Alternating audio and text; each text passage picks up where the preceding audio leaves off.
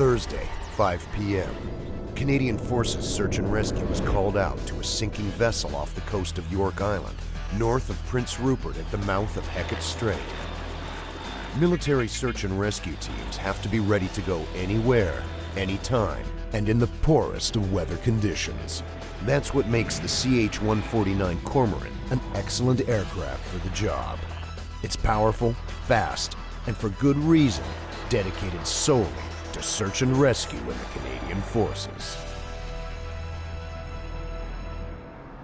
At 442 Squadron in Comox, British Columbia, 3 candidates are striving to make the grade as Cormorant pilots. Learning to fly this helicopter is an opportunity of a lifetime. I've worked really hard to get to this point, and it's what I've wanted right from the get-go, so this is kind of nice. I finally got to where I want to be, so I'm going to relax and enjoy this for a little while and try and be the best search and rescue pilot I can be. These guys I'm flying with all have 2,000 hours on the Cormorant and a lot more on other aircraft, and I have 150 hours, so I got a lot to learn. Right now, my goals are to pass this course, first and foremost, get to a squadron, and feel like I'm contributing. At 74 feet long and weighing in at over 32,000 pounds, the Cormorant is a beast of a helicopter. It's way bigger than anything I've ever flown before. Like if you compare it to my last aircraft, which was the 412, it's 3 times bigger just in not only space, but weight and capability. With 3 turboshaft engines, advanced avionics, and a powerful radar system, the Cormorant blows its predecessors out of the water. Fully loaded, it can clock 278 kilometers per hour. The Cormorant's unique blade system is ideal for tight spaces. It can maneuver into a small, confined airspace with lots of power to pull back out. Steady left, 1. Right's touching, left right's touching. Nose is just above the ground. Inches. The CH-149 is fully equipped. On board is the full array of gear required for SAR technicians to perform rescues on land, in the water, and underwater. There are 2 hoists for raising and lowering SAR techs and survivors, an ice protection system that includes heated rotor blades, a helicopter flotation device in case the crew has to ditch the aircraft, and the ability to fly over 1,000 kilometers without refueling. This machine is built tough. From steep mountain ranges to hundreds of kilometers out at sea, the Cormorant can fly search and rescue crews anywhere in the country in the worst wind, rain, and snowfall. I might be a little bit biased, but it's probably the coolest thing we've got in the forces. So setting up on a modified downwind and turning final. The candidates already know how to fly other aircraft. Now they must learn to fly the Cormorant. It's a 3-month course led by highly experienced instructors who know just what it takes to be a Cormorant pilot. What's the FRC response? We equated to drinking out of a fire hose the first little bit of the course because it is a big helicopter and it's got a lot of systems that they're not used to. A Cormorant pilot's job can be daunting and very dangerous. The lives of the crew and the subjects are always at stake. There's very little room for error, and the candidates are trained accordingly. You want to be prepared for every day. There's no days off, there's no slack days, there's no downtime built into the course at all. It's go, go, go for that 3 months. Major Weisenborn speaks from experience. She was the first Canadian search and rescue pilot to fly an actual mission with the Cormorant. It was a medevac off a cruise ship. The lady had a heart attack, I believe. That's my one little bit of claim to fame. Yeah, you're lucky today since we're not flying. We're going to go through a briefing. Cormorant candidates come to train at 442 Squadron in the hope of joining Canada's search and rescue forces. And the instructors do their best to make it happen. Any questions before we start? No? We'll give them every chance that we can give them to get them through the course. But if even after that, we will we'll terminate their course and we'll send them back to their home units. Some pilots never get comfortable doing the job. Typically, a Cormorant crew has 2 pilots, an aircraft commander and a first officer. as well as a flight engineer and 2 search and rescue technicians, or SAR techs. Up front, we have the 2 pilots. One of them's primary goal is to fly the aircraft and maintaining a stable platform for the guys in the back. The second pilot is monitoring all the systems, keeping an eye on what's going on in the back, so everyone is in the loop and working on the same page. The flight engineer, or FE, is the eyes and ears of the Cormorant. When they are on scene for a rescue, it's his job to guide the pilots to where they need to go and to ensure the safety of the SAR techs. They can't see what's happening on the ground, so I have to tell them. I have to tell them when to move, how to move. I'll call obstacles. There's a 3 at 3 o'clock at 15 feet. The flight engineer is also the mechanic should anything go wrong. Like the rest of the team, the flight engineer must be on his game at all times as he cons or controls the aircraft and its crew. There's a lot going on.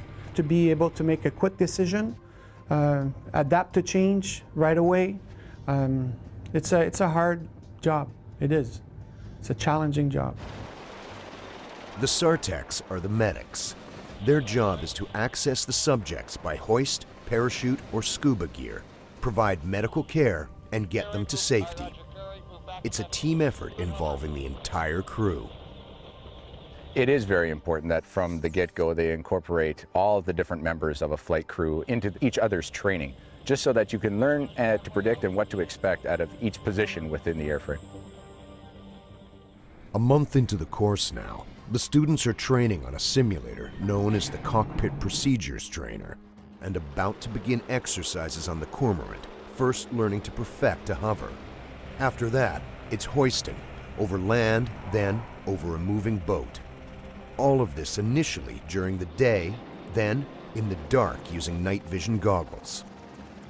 Later, the pilots will go to Britain to train on a full-motion flight simulator, learning to deal with severe flight emergencies. Candidates who make the grade on this course will get a seat as first officers right next to the aircraft commander. For further training, of course. 5, it's reading 0, temperatures are good. Wednesday, 3 p.m. Cormorant helicopter pilot candidate Captain Jay Hall is on his second hour in the simulator, running through a pre-flight checklist and system tests. Warning. Here, the students are trained on the helicopter's instrumentation and startup procedures, and ultimately on how to fly and operate the Cormorant on a rescue mission. Wheels. For such a large and complex helicopter, the cockpit design is quite simple. Both the pilot and co-pilot have identical controls and instruments, allowing the aircraft to be flown from either position. The Cormorant has what is known as a dark cockpit. Control panel switches will only light up if the aircraft is in distress. This allows the pilots to focus on the horizon or on the mission at hand and react to specific alerts as they develop. Beyond controls and displays, the simulator enables students to practice responding to a variety of flight emergencies. Here, mistakes can be made and lessons learned with no harm done.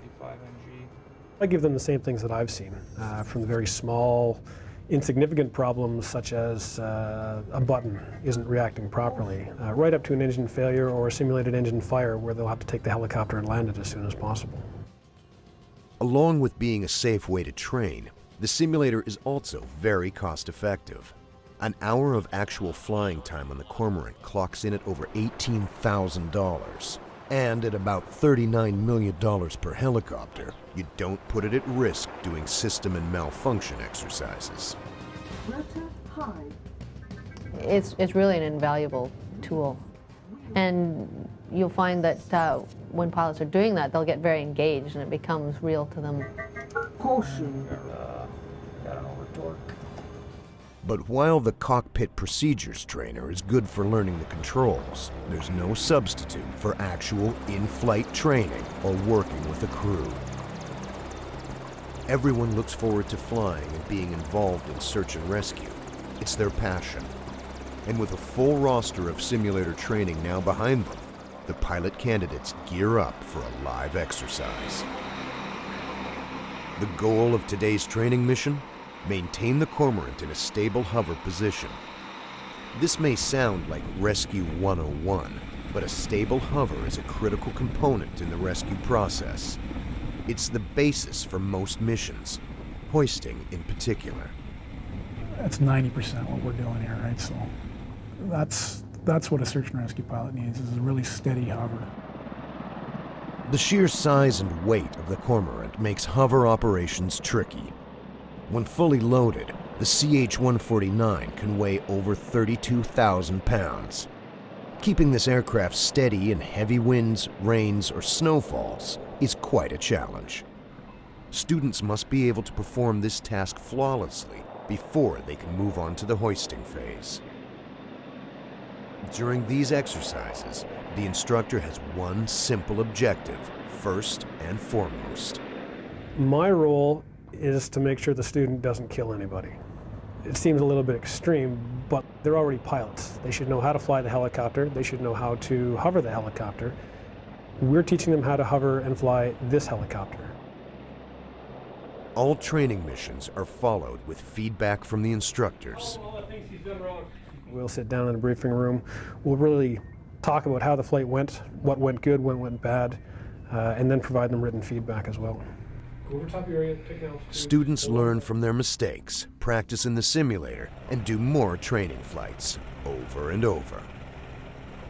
Practice makes a perfect hover. If you gotta slow down an extra soon like that, that's fine. We don't want to be crawling in from a half mile back. Students will have good days, they'll have bad days.